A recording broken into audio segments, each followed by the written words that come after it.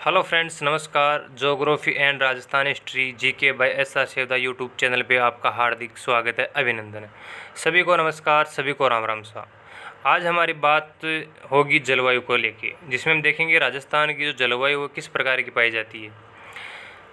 जलवायु एक महत्वपूर्ण भौगोलिक कारक है जो न केवल प्राकृतिक तत्वों को वरन आर्थिक व जनसांख्यिकीय स्वरूपों को भी प्रभावित करता है। यानी कि जो जलवायु है वह आर्थिक व्यवस्था को भी प्रभावित न करके जनसंख्या बसाव, जनसंख्या प्रवास को भी क्या करता है, प्रभावित करता है।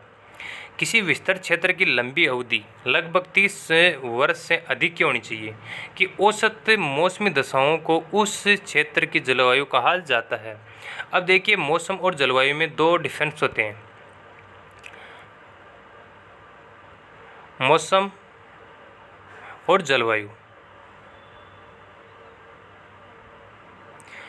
अगर कोई मौसम अगर एक सप्ताह है, एक दिन, एक माह है, एक दो वर्ष तक होता है, तो उसी स्थान पर अगर जलवायु इस प्रकार की पाई जाती है तो उसे मौसम नाम देंगे। अगर वही जलवायु अगर 30 वर्ष से अधिक तक उस निश्चित स्थान पर पाई जाती है तो हम उसको नाम क्या देंगे, जलवायु नाम दे देंगे। कुछ दिनों की, कुछ महीनों की, कुछ सप्ताह की, कुछ वर्ष तक की भी हम अगर बात करते हैं, अगर जो मौसमी दशाएं पाई जाती है किसी स्थान पे, तो वो मौसमी दशाएं कहलाएगी। अगर वही स्थिति अगर 30 से 35 या उससे अधिक समय के लिए पाई जाती है तो उसको हम क्या नाम दे देंगे, जलवायु नाम देंगे। मौसम और जलवायु में यही फ़र्क है। जबकि किसी स्थान पर किसी विशेष समय में मौसम के घटकों के संदर्भ में वायुमंडलीय दशाओं के योग को मौसम कहा जाता है। अगर ये जो मौसमी घटनाएं हैं जैसे कुछ समय के लिए, कुछ दिनों के लिए होती है तो उसको नाम क्या दिया जाएगा, मौसम दिया जाएगा। तापमान है, वायुदाब, पवन, वर्षा इत्यादि जलवायु के क्या है, तत्व है। अगर वैसे देखा जाए तो इनमें प्रमुख तत्व क्या है, जलवायु तापमान है। तापमान पर भी अन्य जो कारक है, वर्षा है, वायुदाब है, पवने हैं, वो किस पर निर्भर होती है, तापमान पर। कैसे होती है इसकी हम चर्चा कर लेते हैं। जैसे मान लीजिए कि ये कोई स्थलखंड है। अगर यहाँ पे सूर्य किरणें तिरछी सीधी पड़ रही है तो सीधी पड़ने से यहाँ पे तापमान क्या होगा, अधिक होगा, निम्न वायुदाब का केंद्र बनेगा। और जहाँ पे सूर्य किरणें तिरछी पड़ रही है वहाँ पे क्या होगा, निम्न तापमान होगा और उच्च वायुदाब होगा। हवाओं का स्वभाव क्या रहता है कि उच्च वायुदाब से निम्न वायुदाब की ओर क्या चलती है, हमेशा हवाएं चलती है। और इन्हीं हवाओं के उत्पत्ति स्थान से ही, जैसे हम देख, वो किसी जब सागर या महासागर से गुजरती है तो वहाँ से आर्द्रता ग्रहण कर लेती है और इसी से क्या होती है, वर्षा होती है। तो हम मान सकते हैं कि इन सब का जो मुख्य कारण है वो क्या है, तापमान है। इत्यादि जलवायु के प्रमुख तत्व। तापमान जलवायु का आधारभूत तत्व है, यानी तापमान क्या है, इन सभी का मुख्य तत्व हम इसे मान सकते हैं। वायुदाब में, पवनों में, वर्षा में, इनमें जो मुख्य भूमिका हम किसकी मानते हैं, तापमान की मान सकते हैं।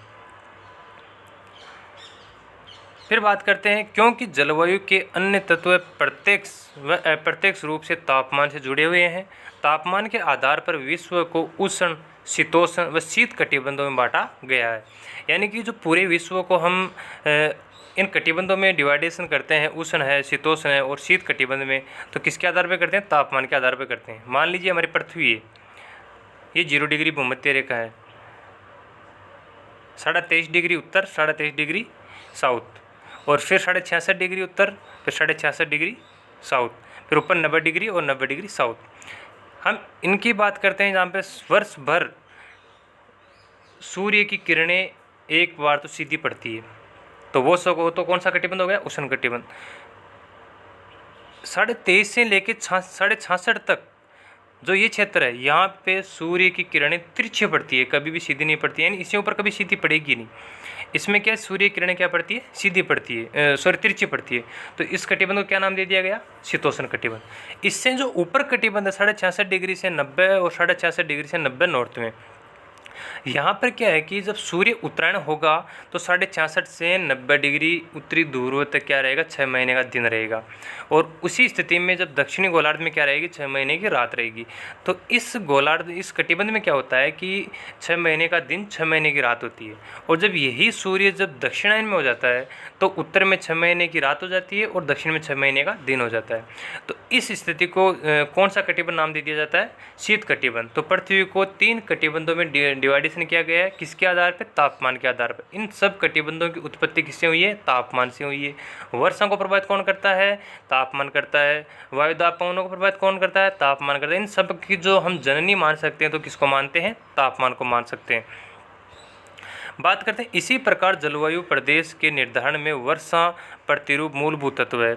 इसी आधार पर आर्द्र, उपाद्र और शुष्क जलवायु वर्ग में रखा जाता है। यानी कि इसी आधार पर आर्द्र जलवायु है, उपाद्र है, शुष्क जलवायु के वर्ग हैं।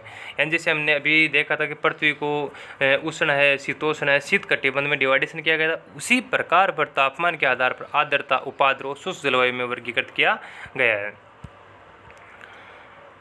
बात करते हैं राजस्थान के संदर्भ में। राजस्थान की जलवायु शुष्क से उपाद्र मानसूनी प्रकार की जलवायु है। राजस्थान की जलवायु कैसी है? शुष्क, उपाद्र, मानसूनी प्रकार की जलवायु है।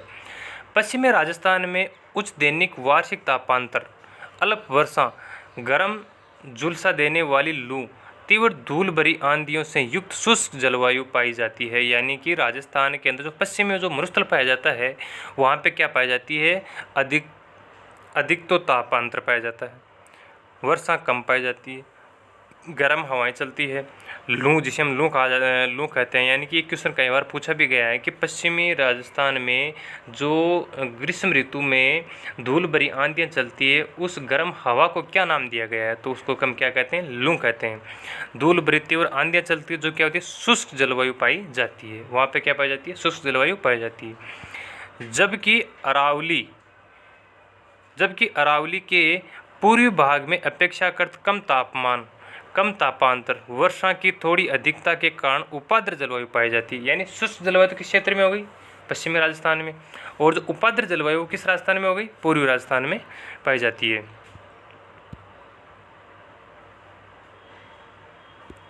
अक्षांशीय स्थिति, समुद्र से दूरी, समुद्र तल से ऊंचाई, अरावली पर्वत की स्थिति, दिशा, मिट्टी की संरचना, वनस्पति का आवरण जलवायु को प्रभावित करने वाले महत्वपूर्ण कारक है। अब देखिए जलवायु को जो प्रभावित करने वाले कारक कौन कौन से हैं?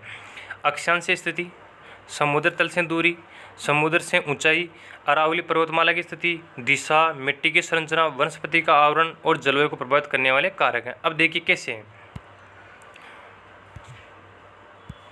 कि जैसे मान लीजिए समुद्र जो जहाँ पे समुद्र का तटवर्ती क्षेत्र है, जैसे हमने महाराष्ट्र है, मुंबई है, कर्नाटक है, तो दक्षिणी भारत के अंदर जो शहर है वो समुद्र तट के पास में पाई जाती है, तो वहाँ की जलवायु न ज़्यादा गर्म है और न ज़्यादा ठंडी, यानी सम जलवायु पाई जाती है।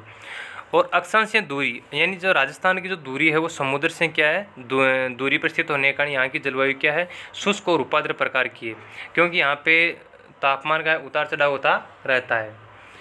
फिर बात करते हैं समुद्र तल से ऊंचाई। हमें पता है कि 165 डिग्री ऊंचाई पर 1 डिग्री सेल्सियस तापमान गिर जाता है, तो समुद्र तल से ऊंचाई भी क्या करती है? जलवायु को प्रभावित करती है। अरावली पर्वतमाला की दिशा, यानी जो हमारे मानसून आता है ग्रीष्म ऋतु में,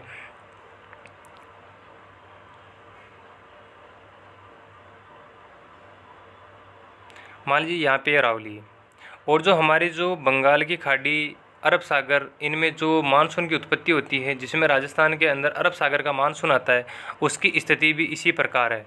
तो अरावली पर्वतमाला बिना मानसूनी हवाओं को रोके हुए इनके ऊपर से निकल जाती है और राजस्थान में अल्प वर्षा करती है। जब बंगाल की खाड़ी का जब मानसून आता है तो वो इन अरावली पर्वतमाला से टकराता है और यहाँ पे टकराने से यहाँ पे क्या होता है? सर्वाधिक वर्षा हो जाती है राजस्थान के पूर्वी क्षेत्र में। ये जो अरावली पर्वतमाला है वो भी इसकी स्थिति है, इसकी दिशा भी क्या करती है? जलवायु को प्रभावित करती है। अब हम बात करते हैं राजस्थान की जलवायु की विशेषताएं क्या क्या है। राजस्थान में शुष्क और उपाद्र मानसूनी जलवायु पाई जाती है। अगर पूछा जाए राजस्थान की जलवायु किस प्रकार की है, तो शुष्क और उपाद्र मानसूनी जलवायु पाई जाती है। वर्षा के वितरण में अत्यधिक विषमता परिलक्षित होती है, जैसे कि हम देखते हैं कि पश्चिमी राजस्थान में 15 सेंटीमीटर या उससे भी कम वर्षा पाई जाती है, जबकि पूर्वी राजस्थान या दक्षिण पूर्वी राजस्थान के अंदर 100 सेंटीमीटर से भी अधिक वर्षा पाई जाती है। तो वर्षा की भी क्या यहाँ पे विषमता है। रेत की अधिकता के कारण दैनिक और वार्षिक तापांतर भी अधिक पाया जाता है, यानी कि जो मरुस्थल क्षेत्र है वो उसके होने से क्या होता है कि राजस्थान में दैनिक और वार्षिक तापांतर भी अधिक पाया जाता है। यहाँ पे ग्रीष्म ऋतु का जो तापमान है वो लगभग कई बार 40 डिग्री के ऊपर भी हमें देखने को मिलता है, और जो न्यूनतम तापमान और सर्दियों के अंदर 0 डिग्री सेल्सियस से भी कम तापमान देखने को मिलता है। तो वो क्या करता है? दैनिक और वार्षिक तापांतर भी अधिक पाया जाता है। ग्रीष्म ऋतु में उच्च दैनिक तापमान 49 डिग्री सेल्सियस तक पहुंच जाता है। ग्रीष्म ऋतु में प्रचंड शुष्क व गर्म लू चलती है। शीतकाल में कहीं कहीं तापमान जमा बिंदु तक पहुंच जाता है। अधिकांश वर्षा ऋतु में होती है। पूर्व से पश्चिम, दक्षिण से उत्तर की ओर वर्षा की मात्रा घटती जाती है। अब देखिए राजस्थान में जो वर्षा की मात्रा है,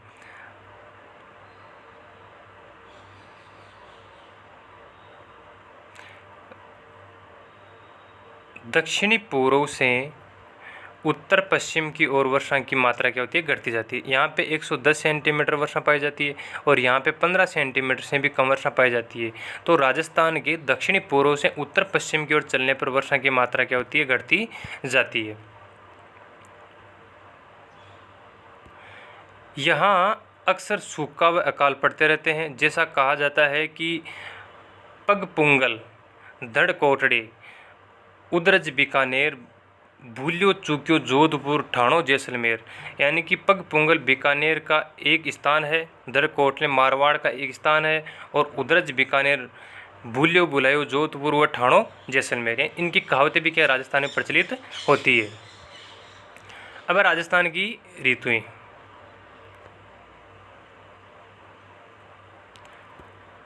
राजस्थान में 12 महीनों की अवधि में मुख्य तीन ऋतुओं में बांटा जाता है। कौन कौन सी? ग्रीष्म ऋतु, वर्षा ऋतु और शीत ऋतु। जिसमें ग्रीष्म जो ऋतु है वो मार्च से मध्य जून तक, वर्षा ऋतु मध्य जून से सितंबर तक और शीत ऋतु जो है अक्टूबर से फरवरी तक। राजस्थान में इस 12 महीने में जो तीन ऋतु है उनका चक्कर इस प्रकार है। पहले हम देखते हैं ग्रीष्म ऋतु।